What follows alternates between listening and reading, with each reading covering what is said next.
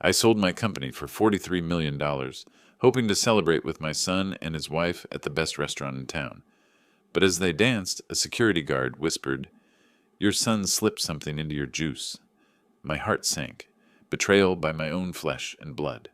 I got up and left. 20 minutes later, Karma caught up with him. Before we continue, please subscribe to the channel and write in the comments what time it is where you are now. "Dad, you're destroying our future." Simon's voice cracked like a whip across my penthouse living room. I kept mixing his favorite Manhattan, the ice clinking against crystal in steady rhythm. Outside, Manhattan's lights sparkled through floor-to-ceiling windows, but the warmth inside had vanished. "Simon, I've made my decision. I'm selling Hickstech in a month." The words hung in the air like smoke. I'd rehearsed them for weeks, yet saying them felt surreal. 42 years of building, creating, surviving, reduced to one simple sentence. My son stopped pacing, his face drained of color. "Dad, you can't do this. This is our family business." I handed him the Manhattan. His hand trembled slightly as he took it. "Family business?" The words tasted bitter. "You don't even know how our software works." Etta looked up from her notepad. She'd been scribbling throughout our conversation, pretending to take supportive notes, but I caught something calculating in her green eyes. "Irving, maybe you should think this through." Her voice carried honeyed concern, but I heard the steel underneath. 3 years of watching her manipulate Simon had taught me to recognize her tactics. I placed my own glass down with deliberate finality. The sound echoed through the room. "I've been thinking about this for 3 years. The decision is final." Simon began gesticulating wildly, his arms cutting through the air like he was conducting an invisible orchestra of desperation. "But what about my position? What about our future? You're throwing away everything we've built." "Everything I've built," I corrected. The distinction mattered. "You've been collecting paychecks." Etta's pen moved faster across her notepad.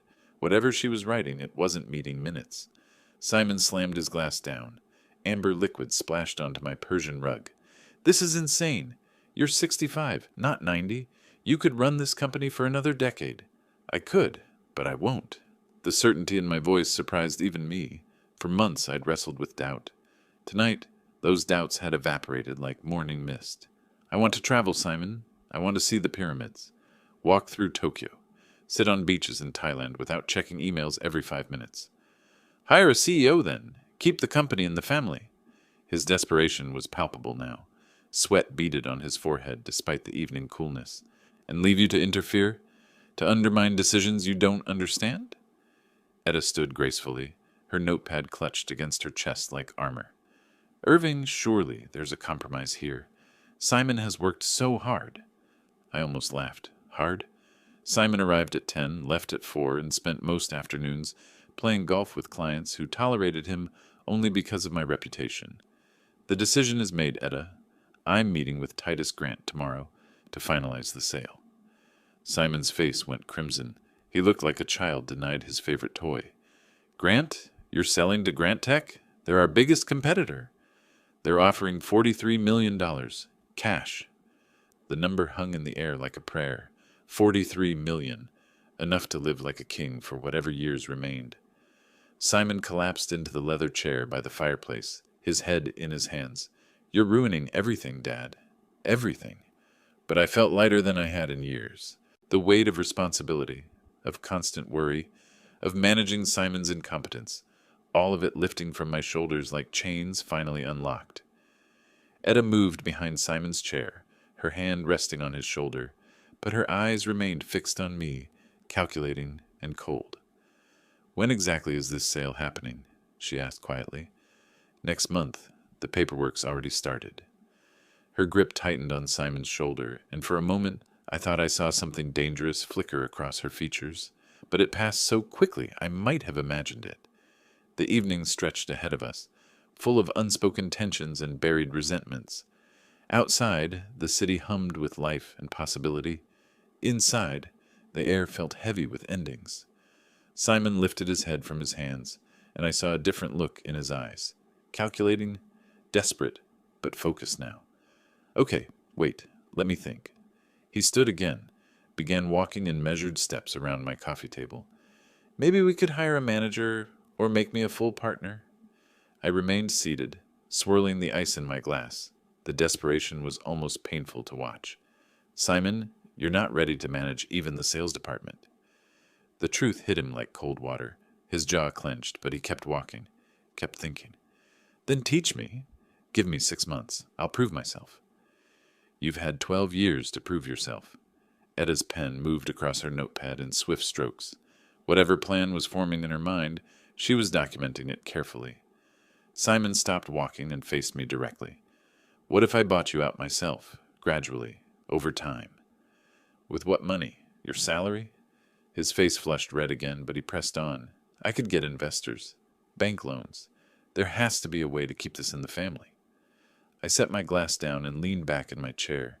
The leather was warm against my back, comfortable. I felt like I was watching someone else's life unfold.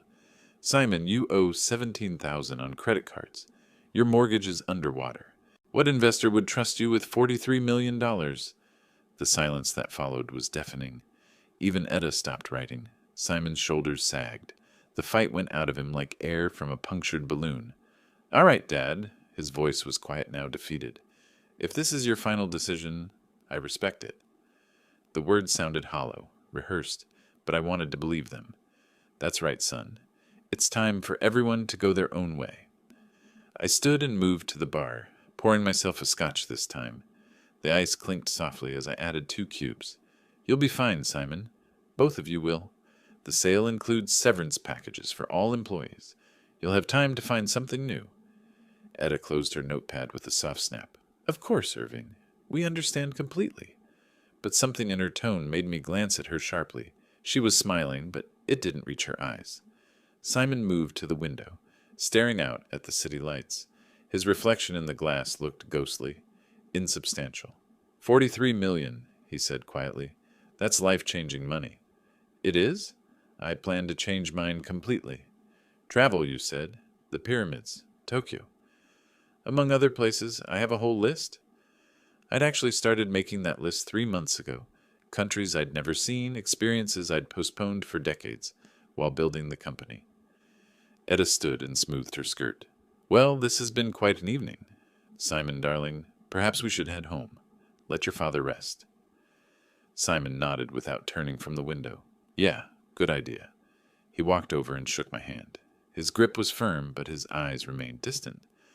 Congratulations, Dad. I hope you get everything you're looking for. The words should have made me happy. Instead, they felt like a goodbye that meant more than it should. Etta kissed my cheek, her lips cool against my skin. Take care of yourself, Irving. This is a big decision. The biggest of my life. They gathered their things quietly. Simon's coat, Etta's purse, her mysterious notepad tucked safely inside. At the door, Simon turned back one last time. I love you, Dad. You know that, right? I love you too, son. The words were true, which made everything harder. After they left, I stood in my empty living room, scotch in hand, watching the city breathe below me. Tomorrow I would meet with Titus Grant. Tomorrow I would begin the process of dismantling everything I'd built. Tonight, for the first time in months, I felt at peace.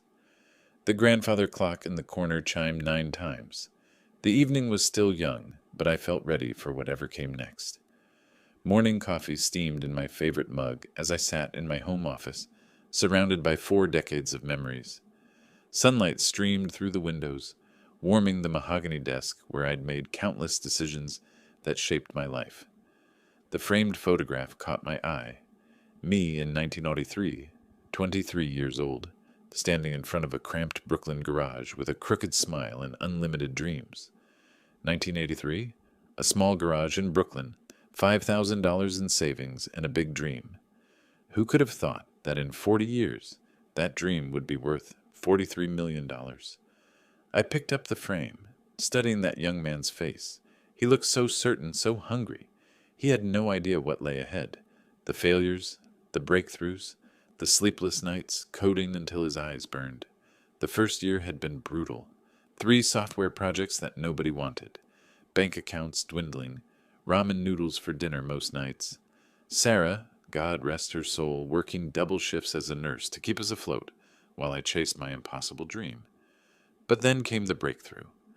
I opened the desk drawer and pulled out another photograph. The first office we could afford to rent.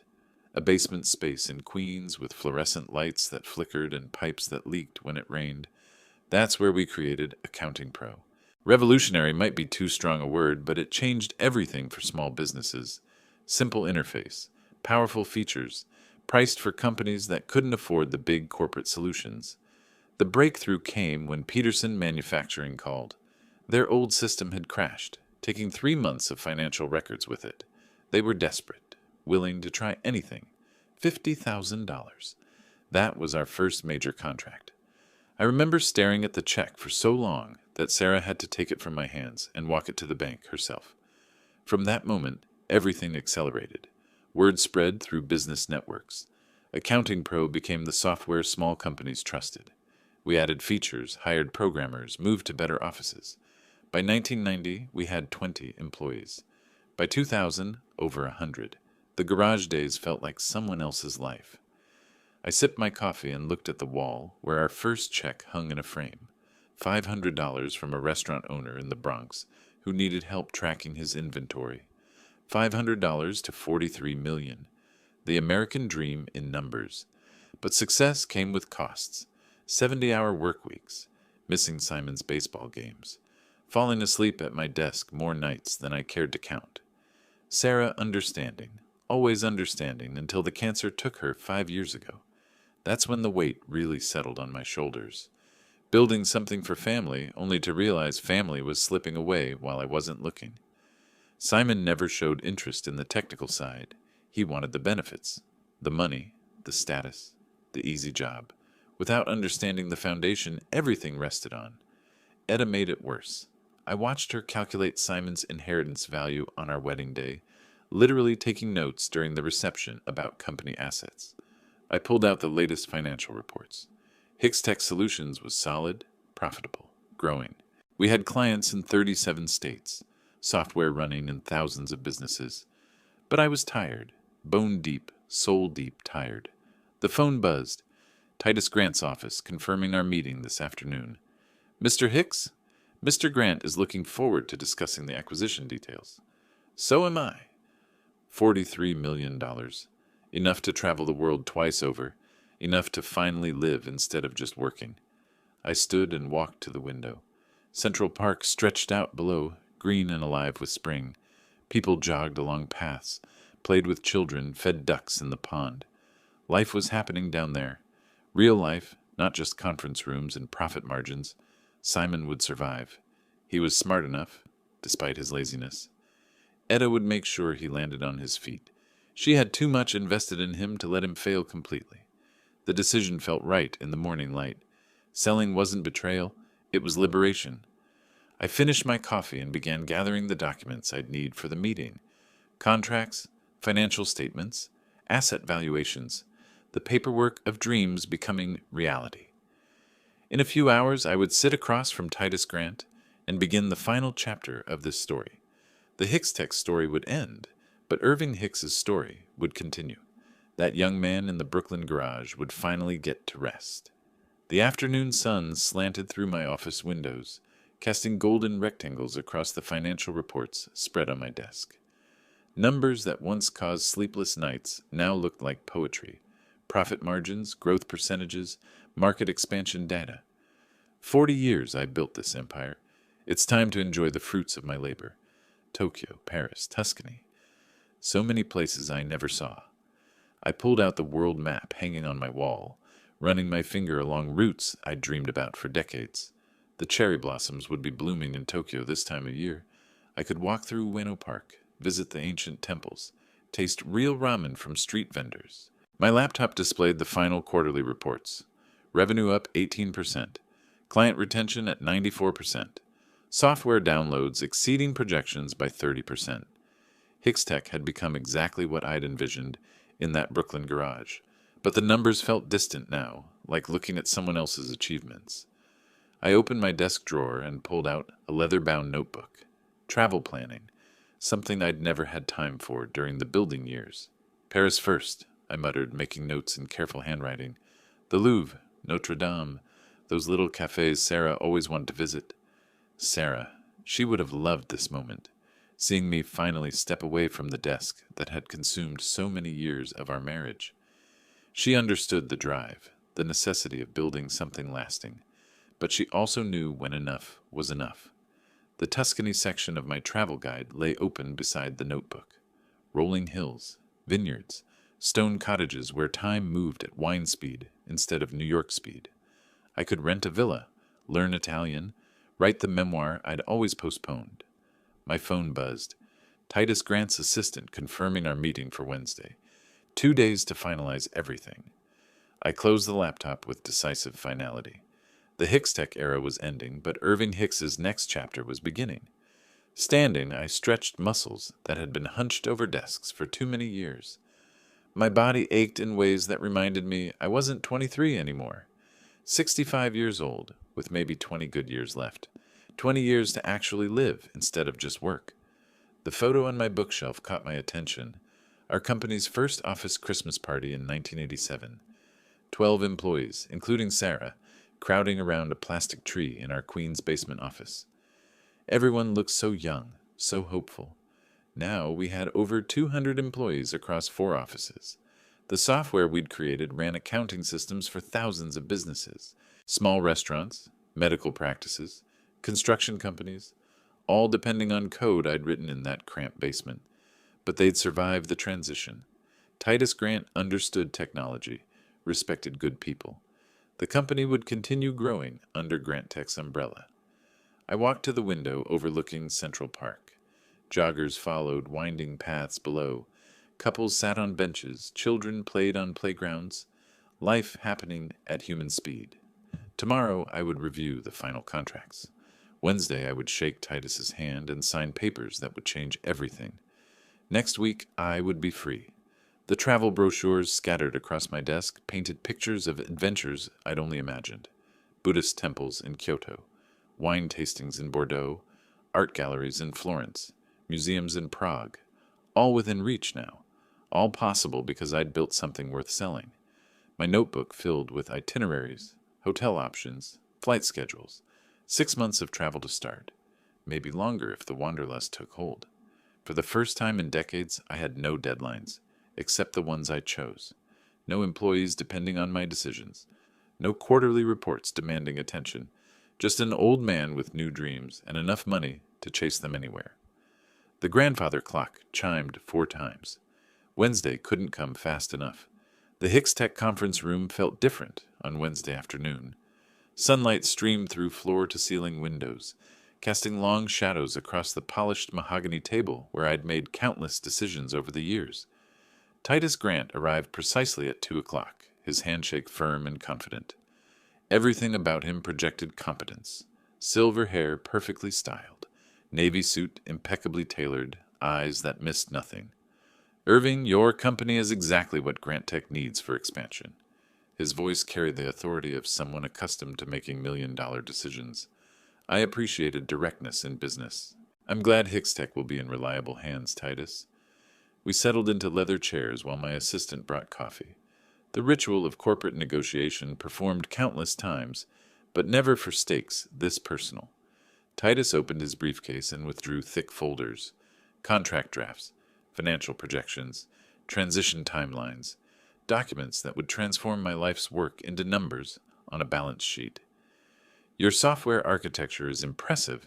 Clean code, scalable design, excellent documentation. He'd done his homework. I respected that. 40 years of refinement. We've learned from every mistake. It shows. Your client retention rates are exceptional. The conversation flowed naturally between professionals who understood each other's language. No manipulation, no posturing. Just 2 businessmen reaching mutually beneficial terms. I presented the company portfolios I'd prepared. Client testimonials, growth projections, technical specifications, everything organized with the precision that had built Hicks-Tech's reputation. Your team is talented, Titus observed, reviewing employee profiles. We'd like to retain most of them. They're good people. They deserve stability. $43 million is a fair price for such an asset. The number still sounded surreal. $43 million, more money than I could spend in several lifetimes. It's generous but fair. You're buying proven technology and established relationships. Titus smiled, the kind of expression that closed deals. Deal! Official paperwork next week. We shook hands across the table. The gesture felt historic, like signing a peace treaty that ended a long war. My assistant appeared with champagne, Dom Pérignon, 2015, reserved for special occasions. The cork popped with celebratory authority.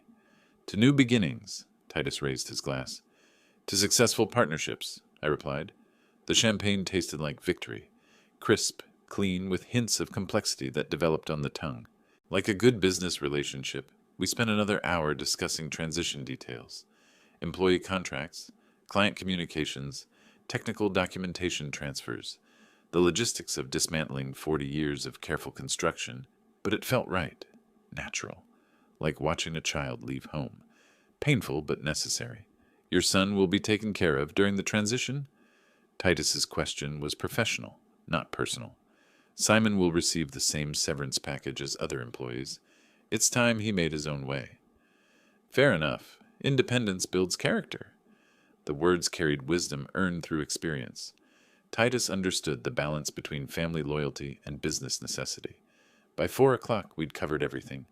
Preliminary agreements signed, timeline established, expectations clarified. Next Wednesday would bring final signatures and wire transfers. Irving, it's been a pleasure. You've built something impressive here. Thank you. I'm confident you'll take it even further. After Titus left, I remained in the conference room, looking out at Manhattan's bustling streets. People hurried along sidewalks, chasing deadlines and dreams. Soon I would join them, not as a businessman, but as someone with time to notice the world beyond profit margins. My phone showed 3 missed calls from Simon. He probably wanted updates about the sale. For once, I had good news to share. The champagne had left me feeling generous, optimistic about family relationships that had been strained for too long. Maybe this new chapter would bring us closer together. The signed contracts lay spread across my penthouse coffee table like victory flags. Final sale documents, wire transfer confirmations, corporate dissolution papers, the complete dismantling of my life's work, now officially complete. I poured myself a celebratory scotch and reached for my phone. Time to share the news with family. Simon answered on the second ring. Dad, how did the meeting go? His voice carried unusual energy, almost excitement. Simon, it's official. The company is sold. Let's celebrate tonight at Bella Vista. The words felt surreal leaving my mouth. 42 years reduced to past tense. Congratulations, Dad. Etta will be thrilled. What time? Something in his tone made me smile. Perhaps he was finally accepting the transition. 8 o'clock. Terrace table with park view. We'll be there, and, Dad, I'm proud of you. The unexpected warmth in his voice touched something deep in my chest. When had he last said those words? Thank you, son. That means everything. After hanging up, I called the concierge. Giuseppe, I need a reservation at Bella Vista for tonight. Something special. Terrace seating. Park view, if possible. Congratulations on your business success, Mr. Hicks. I'll arrange the perfect table. Giuseppe had managed this building for 15 years. He knew when to ask questions and when to simply deliver results. The shower felt luxurious, hot water washing away years of corporate stress. I dressed carefully, navy suit, silver tie, Italian leather shoes. Tonight called for formality. My reflection in the bedroom mirror showed a man transformed. Still 65, still carrying the lines that came with decades of responsibility, but lighter somehow, unburdened. The scotch had left me philosophical. How many celebrations had I missed while building Hicks Tech? Birthday dinners postponed for client emergencies, anniversary trips canceled for product launches, time traded for money, then money traded for more time. Sarah would have laughed at the irony. I selected a vintage watch from my collection, a Patek Philippe I'd bought to celebrate our first $1 million year but never worn. Tonight seemed appropriate for dormant luxuries. The evening stretched ahead with possibilities. Good food, fine wine, family conversation without the specter of business obligations casting shadows. Outside my windows, Central Park glowed with early evening light. Couples walked hand in hand along tree-lined paths. Children played on playgrounds while parents watched from benches. Normal life, the kind I'd observed but rarely participated in. My phone buzzed with a text from Giuseppe. Bella Vista table confirmed. Prime Terrace location 8 p.m. Champagne service arranged. Perfect. Simon and Etta deserved a proper celebration. Despite our recent tensions, they were family. The only family I had left. I straightened my tie and checked the time. 7:15. Enough time to walk through the park, arrive fashionably punctual. The contracts on my coffee table caught my eye one final time. Legal documents that severed 4 decades of connection. Tomorrow I would wake up as a retired man with no company to manage, no employees to consider, no quarterly projections demanding attention. Just Irving Hicks, with more money than he could spend, and finally enough time to remember who he used to be before business consumed everything. The evening air would be crisp, perfect for a celebratory dinner.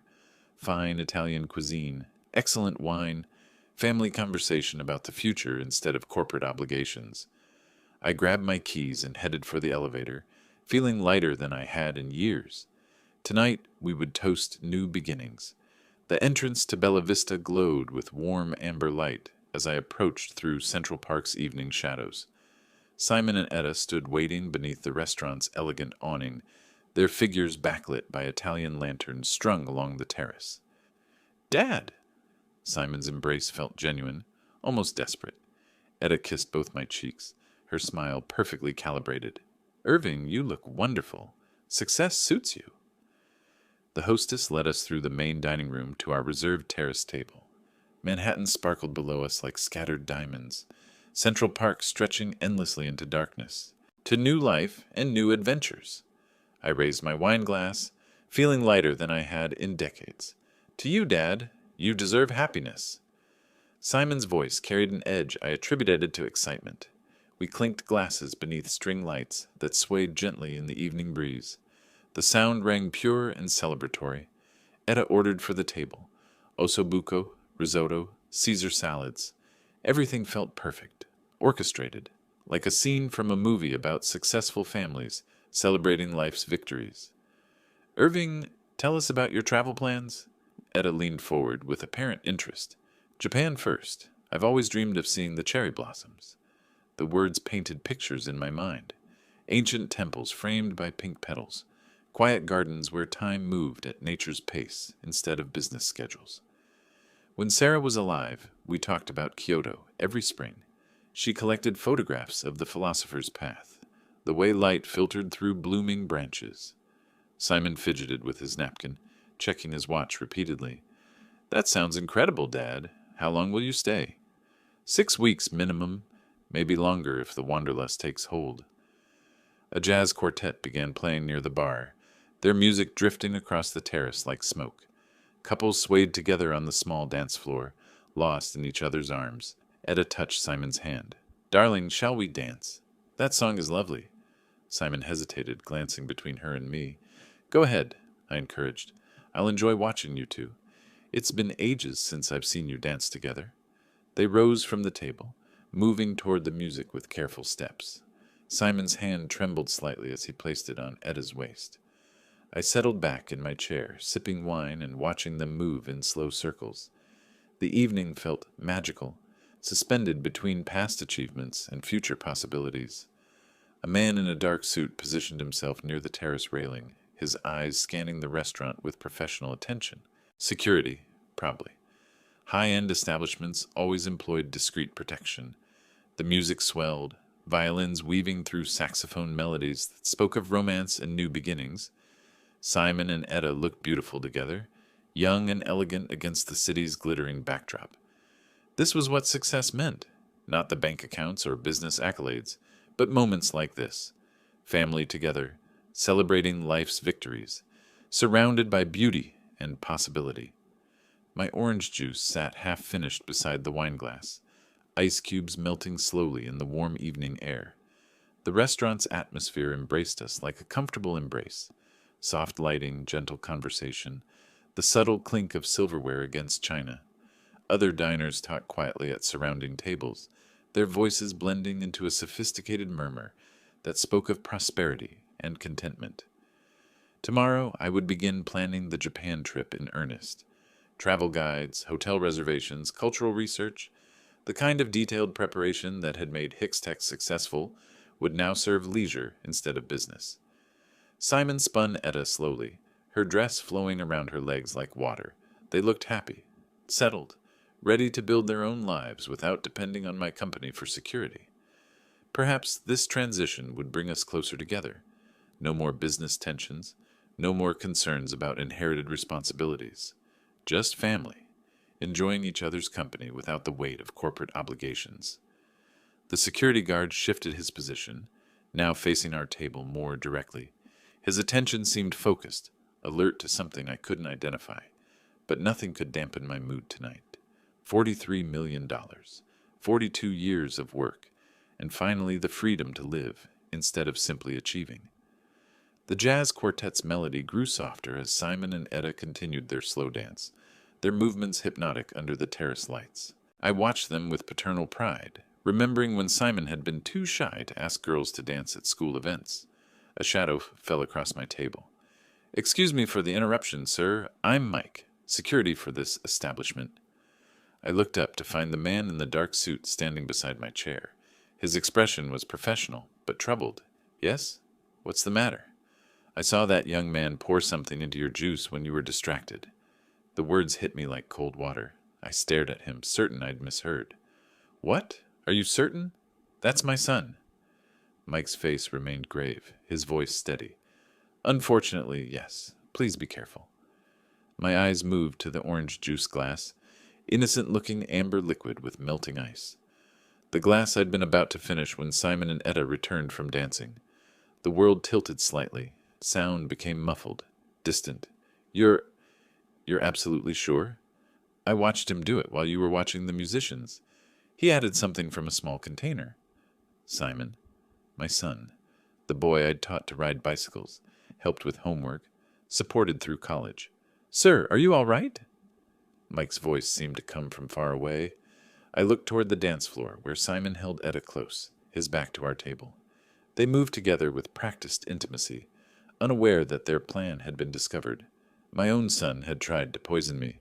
The realization crashed over me in waves.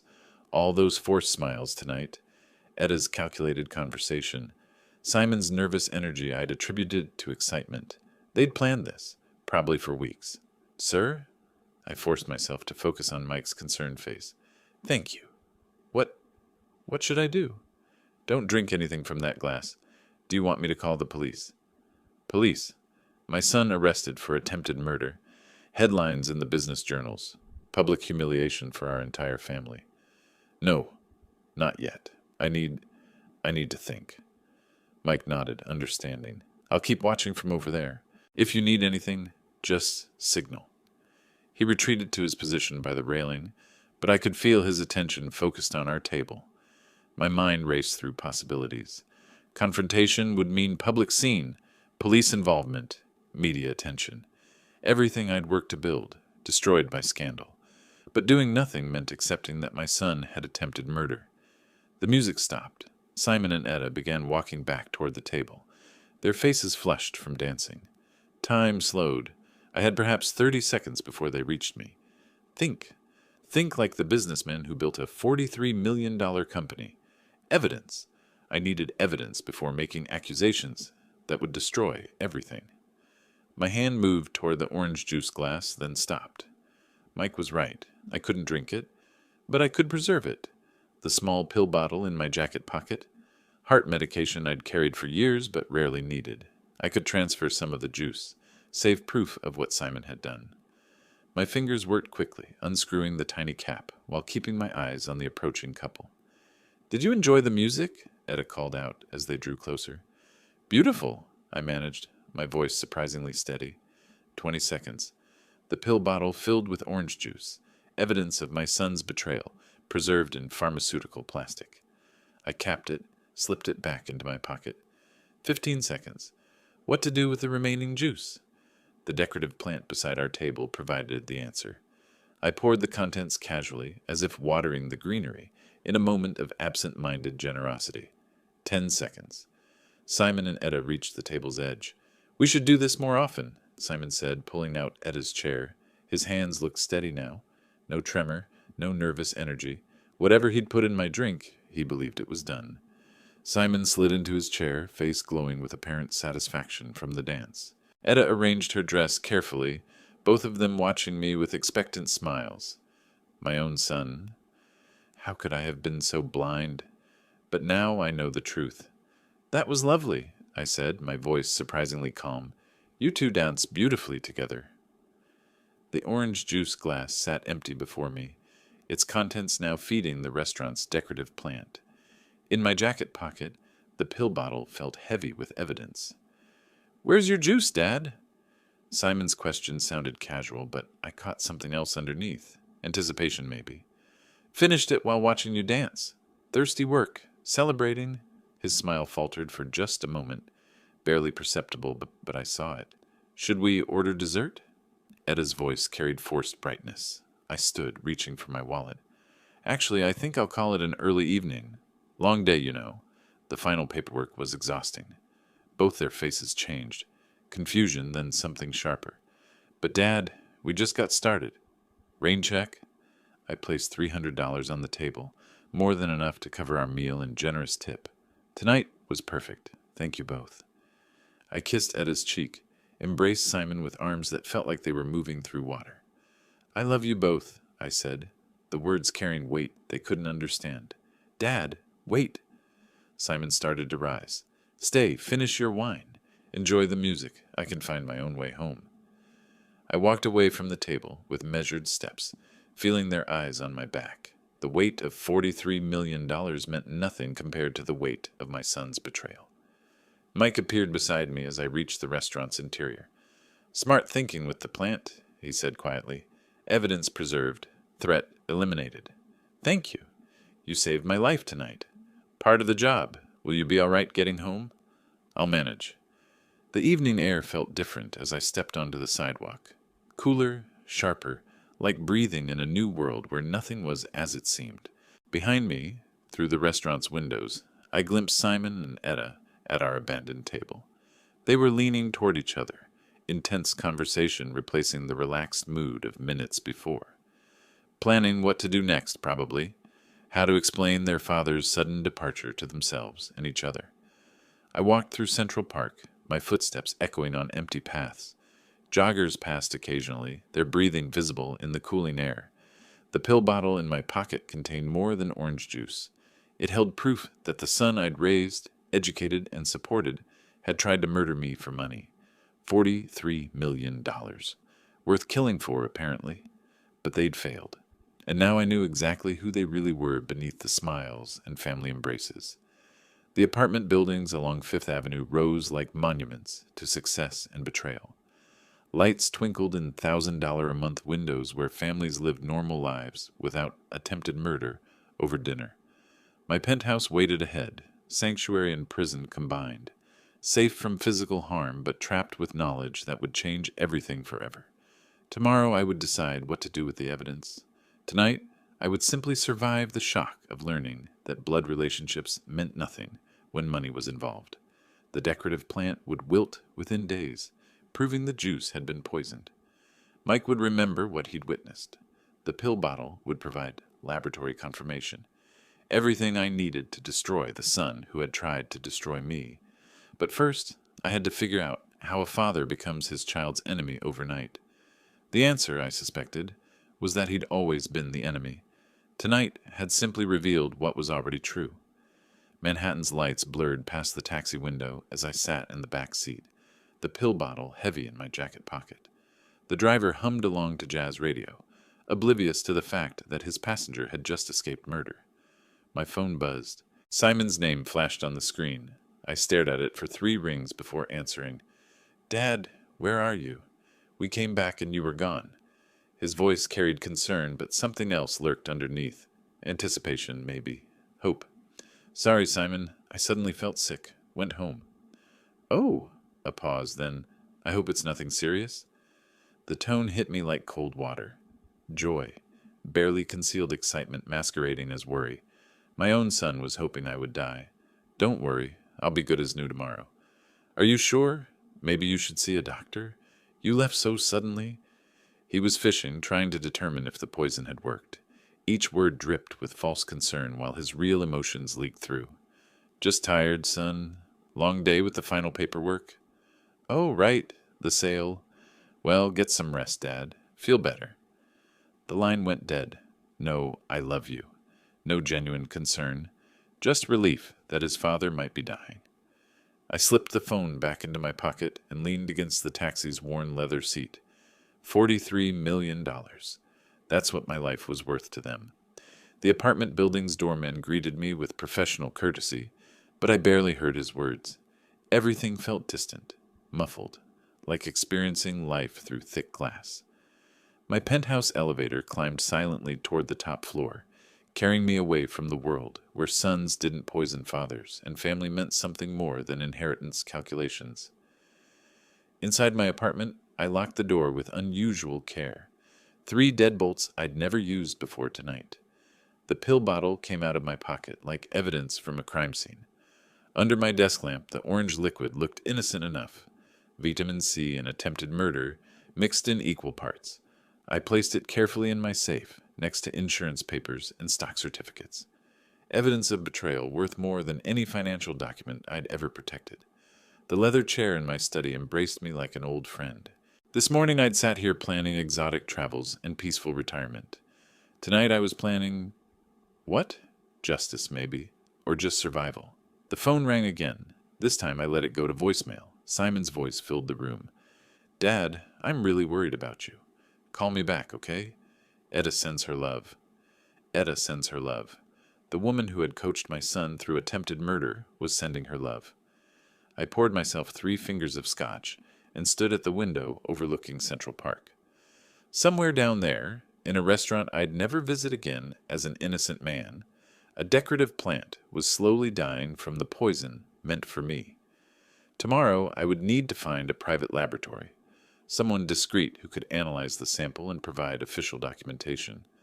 Then perhaps a lawyer, someone who understood inheritance law and how to protect assets from murderous heirs.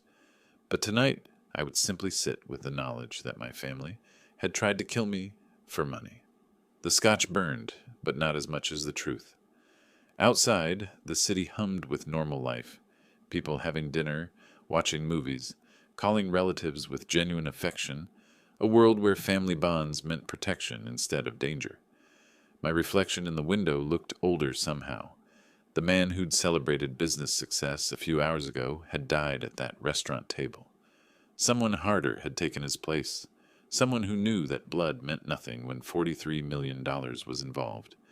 The next morning brought clarity that sleep had refused to provide.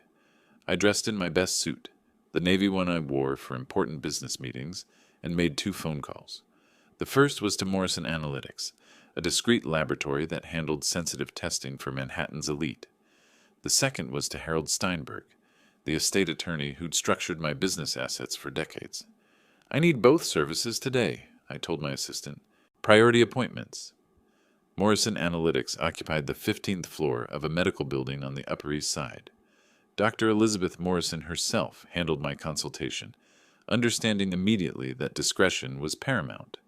The sample will undergo complete toxicological analysis, she explained, her voice professional and reassuring. Gas chromatography, mass spectrometry, the full spectrum. I handed her the pill bottle that had saved my life. How long for results? 24 hours for preliminary findings, 48 for complete documentation suitable for legal proceedings. Legal proceedings. The words felt heavy with implication. This is completely confidential? Absolutely, Mr. Hicks.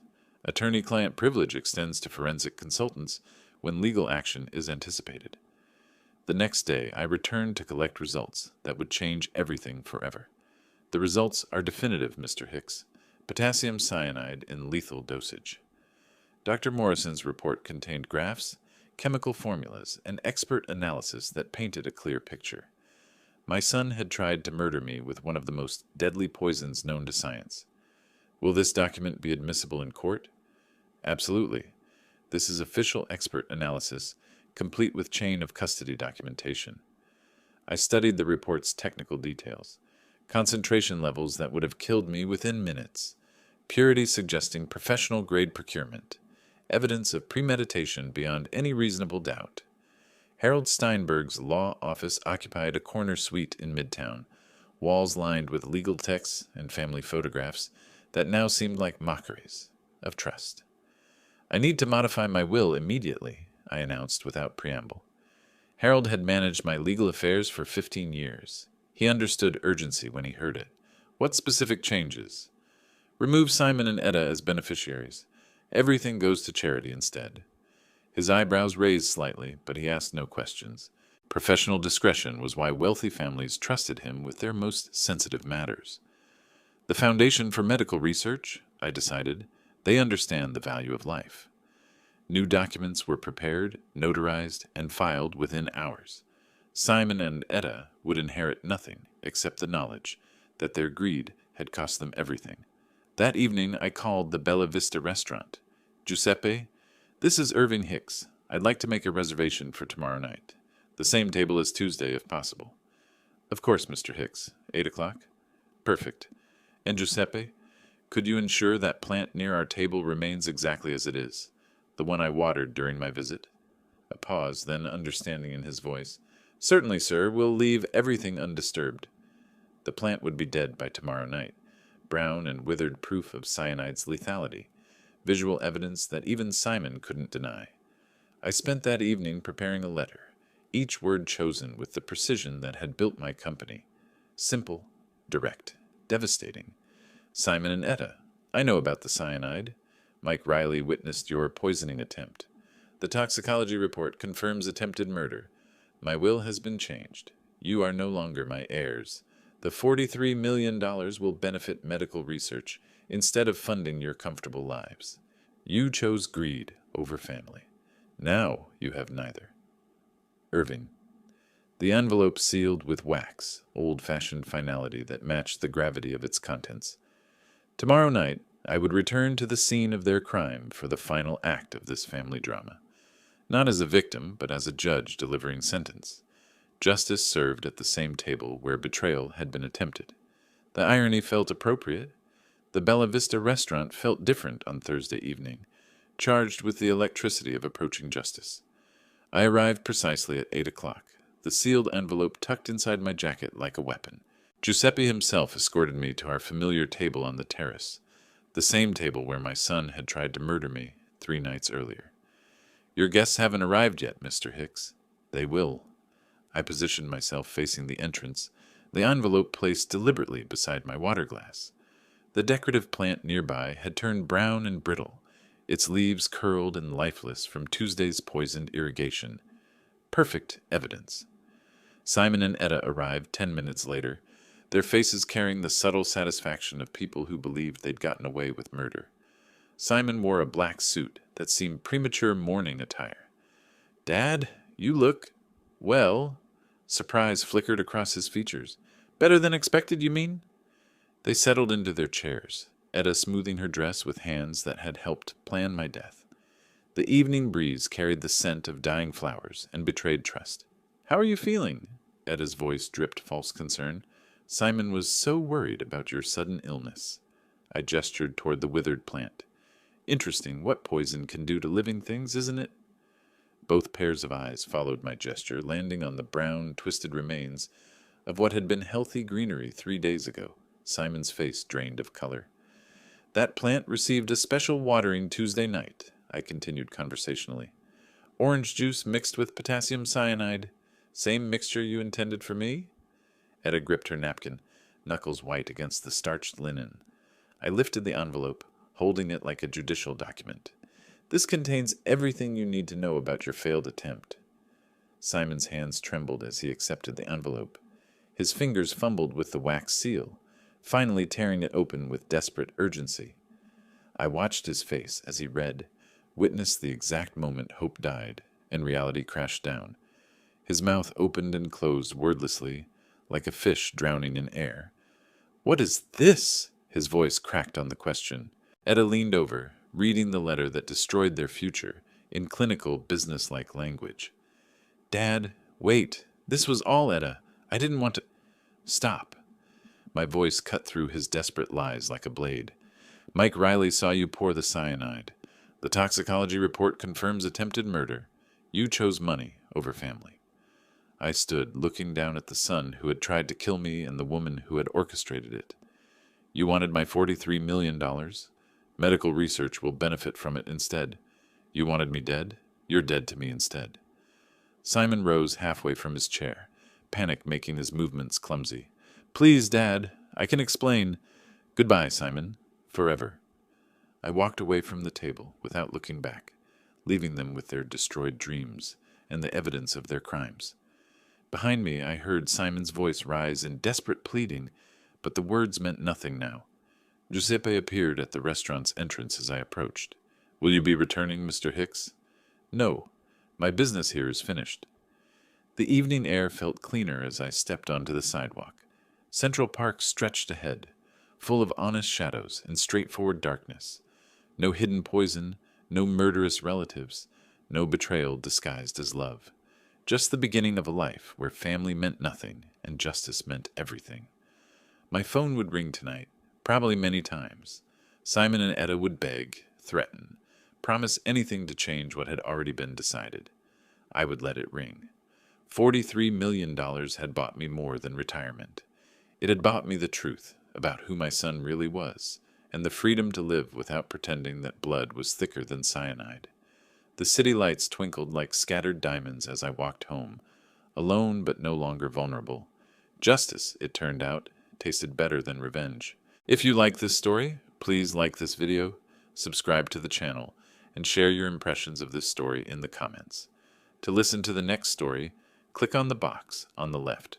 Thank you for watching.